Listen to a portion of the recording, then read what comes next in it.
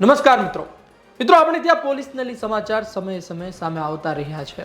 Police ભ્રષ્ટાચાર કરે છે, પોલીસ પૈસા લે છે, હપ્તા ખાય છે તેવા સમાચાર આપણે સાંભળ્યા છે। પરંતુ હવે પીઆઈ અને હેડ કોન્સ્ટેબલે લાખો રૂપિયાનો તોડ કર્યો હોય તેવા સમાચાર ટંકારાથી સામે આવ્યા છે। એસએમસીએ પોતે સામે આવવું પડ્યું, પોતે ફરિયાદ દાખલ કરવી પડી। શું છે વધુ માહિતી જોઈશું આ વિડીયોમાં। ગત ઓક્ટોબર મહિનામાં મોરબી જિલ્લાના ટંકારામાંથી હાઈ પ્રોફાઇલ જુગારધામ પકડાયું હતું। આ જુગારધામના પ્રકરણમાં ટંકારા પીઆઈ વાય.કે. ગોહિલ અને તેમની ટીમ દ્વારા 9 લોકોની ધરપકડ કરવામાં આવી હતી। 12 લાખની રોકડ અને 2 ફોર્ચ્યુનર કાર સહિતનો મુદ્દામાલ જપ્ત કરવામાં આવ્યો હતો। આ કેસમાં આરોપીઓના નામ ખોટા દર્શાવવામાં આવ્યા હોવાના અહેવાલ પ્રકાશિત થયા બાદ સ્ટેટ મોનિટરિંગ સેલને કામ સોંપવામાં આવ્યું હતું।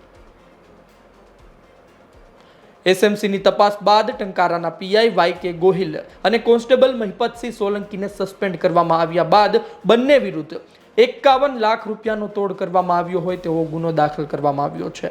ગત તારીખ 27/10/2024 ના રોજ મોરબી જિલ્લાના ટંકારા પોલીસ સ્ટેશન ખાતે ટંકારાના તત્કાલીન પીઆઈ અને એની ટીમે હોટલ કમ્ફર્ટમાં જુગારધારા અંગે રેડ કરી અને 10 આરોપીઓને રૂપિયા 12 લાખના મુદ્દામાલ સહિત પકડી પાડી અને ગુનો દાખલ કરાવેલ।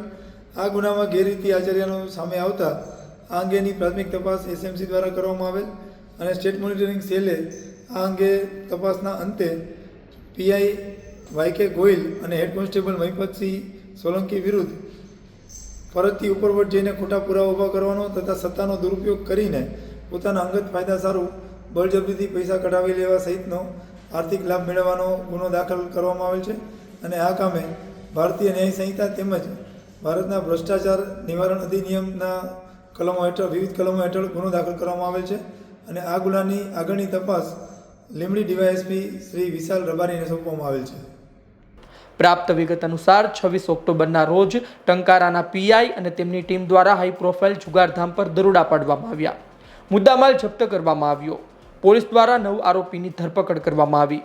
જોકે મોટા માથા સંડોવાતા જુગારધામ દરોડા પ્રકરણમાં આરોપીઓના ખોટા નામ દર્શાવવામાં આવ્યા હોવાના અહેવાલ પ્રકાશિત થયા, જેને લઈને ઉચ્ચ અધિકારીઓ ચોંકી ગયા હતા। રાજકીય આગેવાનો દ્વારા આપવામાં આવેલી રજૂઆત રાજ્યના પોલીસ વડા સુધી પહોંચી। તપાસ એસએમસીને સોંપવામાં આવી।